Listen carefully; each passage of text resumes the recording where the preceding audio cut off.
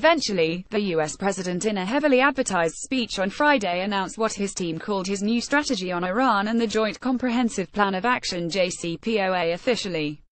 Despite U.S. President Donald Trump's Friday speech that claimed to be unveiling a new strategy to address the full range of Iran's destructive actions, his speech was neither new or a strategy.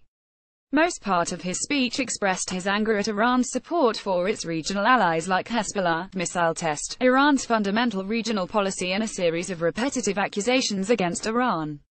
In fact, he didn't explain what, specifically, his new strategy would be. While much of the speech was more rhetoric than policy, he unveiled two new policies toward Iran. One was sanctioning Iran's elite military unit, the Revolutionary Guard, which is already under U.S. heavy sanction, and the other was decertifying the Iran nuclear deal that doesn't actually pull the U.S. out of the agreement. The speech was in fact the repetition of Trump's predecessor's hostile policy toward Iran, but this time expressed in a more discourteously and uncivilly tone by diplomatically illiterate Trump.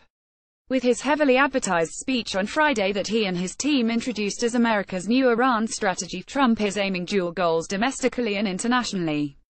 Connecting Iran and its elite military unit, the Revolutionary Guard, not only to Al-Qaeda, North Korea, like his predecessors, and the U.S. military and intelligence establishments that labeled Iran as axis of evil. It is obvious that Iran is defined as the key geopolitical enemy by the Trump administration, which is a real obstacle in the way of the U.S. geopolitical ambitions for the region.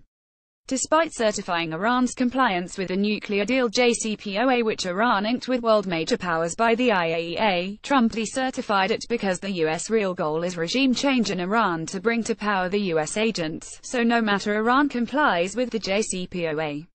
What Trump has done is to kick the ball to U.S. Congress court, and Congress, which have already passed many sanctions against Iran, will continue on this path. In this way, Washington won't formally withdrawal from the JCPOA, but will keep on pressure on Iran. Domestically, Trump knows very well that breaking the nuclear deal with Iran will put U.S. in a difficult situation and will isolate it more because the European countries, Russia and China, which are increasingly active in Iran, won't follow up the U.S. policy toward Iran. Moreover, a US-Iranian crisis could negatively affect US-Russia relations, too. On the other hand, Trump has promised to scrap the nuclear deal with Iran during his presidential campaign. Kicking the ball to the Congress court by decertifying Iran's compliance with the JCPOA and repeating his harsh, repetitive rhetoric against Iran, and he tries to pretend that he is trying to meet his campaign promises, so most part of his Friday speech is for domestic use.